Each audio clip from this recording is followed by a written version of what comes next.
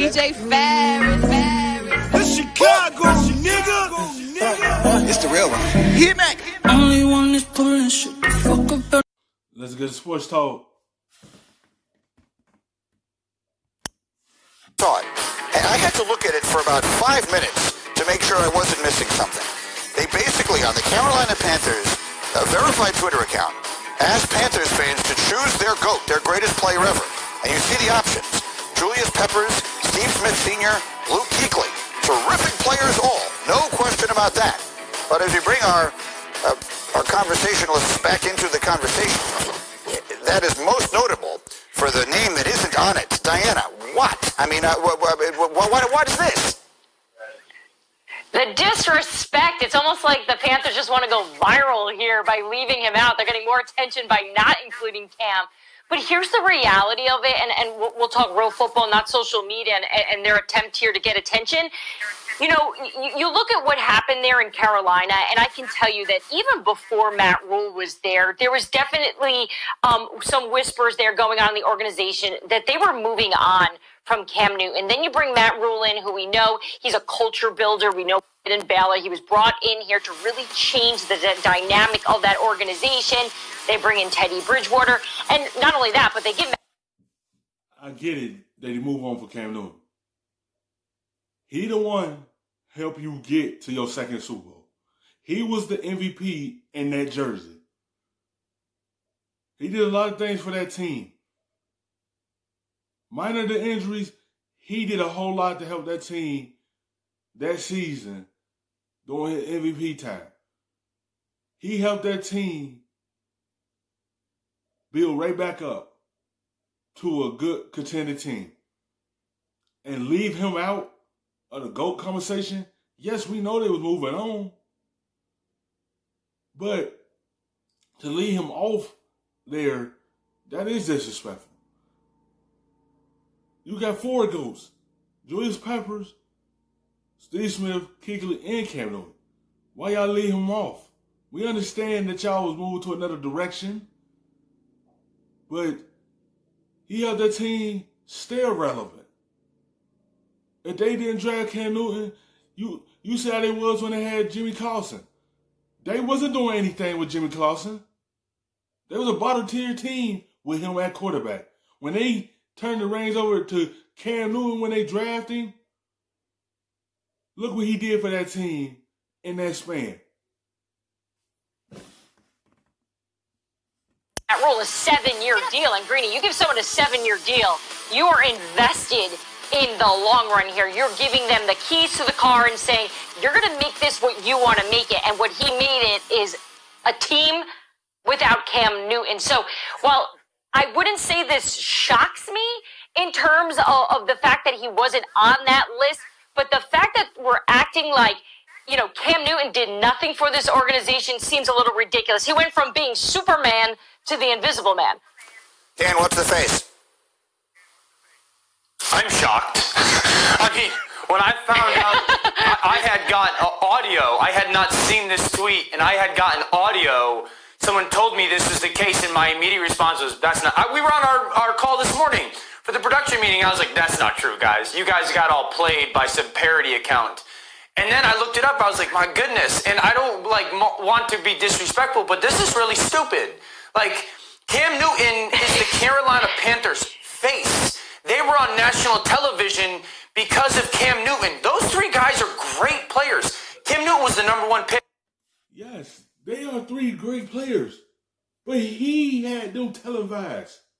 He had them on Monday Night Football. He had them on Sunday nights, Thursday nights.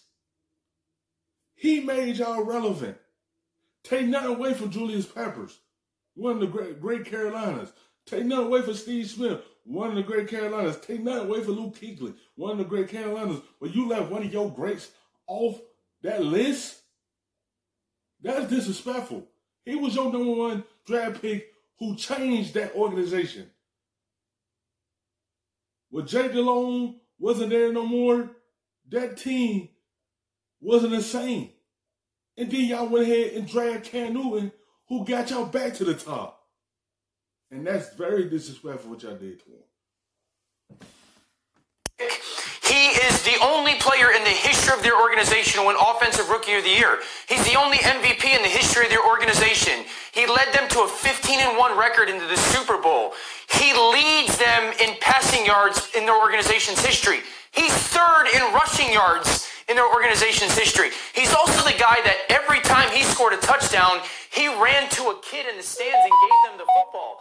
Like, Cam Newton was the Carolina Panthers. And Greeny, this to me, again,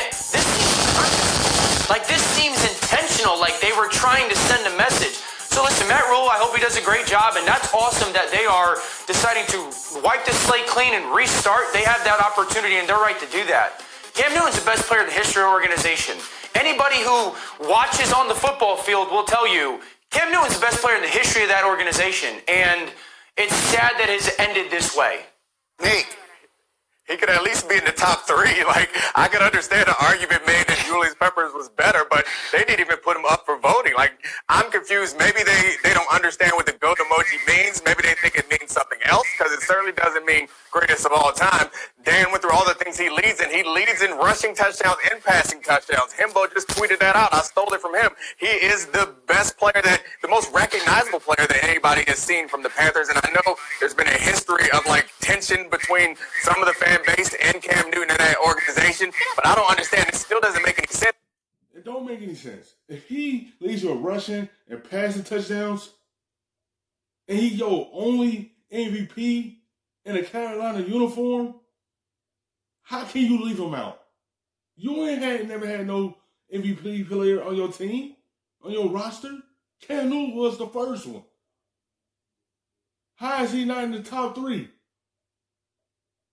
He don't want in your organization to do them things, and y'all leave him out. Understand it's bad intentions between y'all, and understand y'all want to head to another direction. Hopefully it work out with Matt Rule. Hopefully his new formula work out. Cam Newton, only good wide receiver he had in that organization was Calvin Benjamin and Funches. Other than that, the pieces y'all put around him, they weren't very good. They turned out not to be the wide receivers that y'all thought they was going to be.